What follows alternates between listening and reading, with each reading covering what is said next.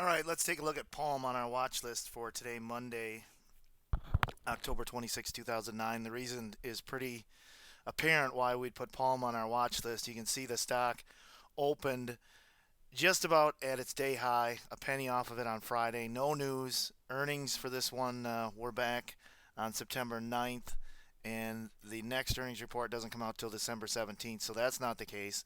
This probably has to do with Apple reporting and the fact that Apple's iPhone is just crushing the pre, and the initial reaction and the kind of the knee jerk on the pre that came out earlier this year has kind of wore off. But take a look at this.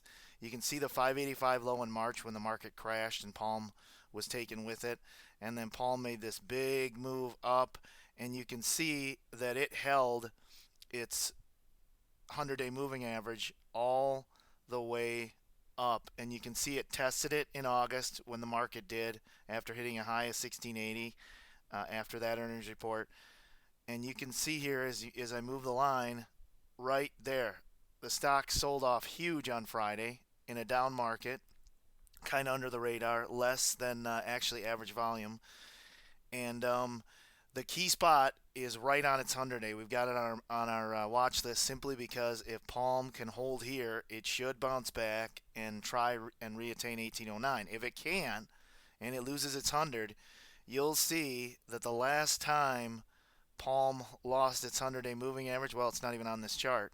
So it's huge. If it goes through this, most likely you're going to see big selling pressure come in, and most likely, as the chart says here, 1370 potential place to strongly consider scaling into Palm. Major support 1226, and actually, if we look at the retracements of the 1809 high, 1339, you can't see it there, but that's an area of support. That's probably where this one goes. So it probably, if it can hold its 100, probably going to lose it and lose it by about as much as its range was on Friday. You can see up here on the RSI, we do the crossing trends on it. It's already under a key spot there. This thing could get extremely oversold. We pull it down here and take a look. The slow stochastic's about ready to turn up, so the 100-day may hold. The Williams indicator, though, is still in the down, falling. On balance volume follows price. Not really much to talk about there. The money flow is starting to decrease pretty substantially on Palm. Now we had a recommendation on this one back in. Uh, if we pull it up here, back in September ahead of earnings, and you can see on this chart same sort of thing. Now look at what we want to point out here is the 1809. You can see 1809 hadn't come yet. This chart was done basically on September 11th, so right about there. You can see that it stuck in that channel, got to the 1809, and now it's stuck. So it's at key support, no doubt about it. Now let's take a look at it on a minute chart, and we can do that here on the 60-minute and look at the pivots that we'll be looking at. These are the pivots actually from Friday, but you get an idea that on the loss of 1513, Palm pretty much went straight down, and on the 60-minute chart, 1483, the next support line.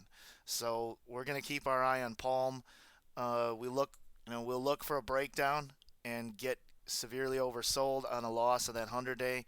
If it holds the 100-day, we'll look for a move back up, probably back up to the 1680 area. And possibly up to 1806 again in new highs. As far as earnings goes with Palm, like I said, they're going to be out in December again, middle of the month. They came in 15 cents better on September 17th, but they had downside guidance on quarter two, and that's what's kind of obviously caused Palm to sell off. And then we got Apple's numbers, and they are just killing the pre. So that's Palm on our watch list, Monday, October 26, 2009.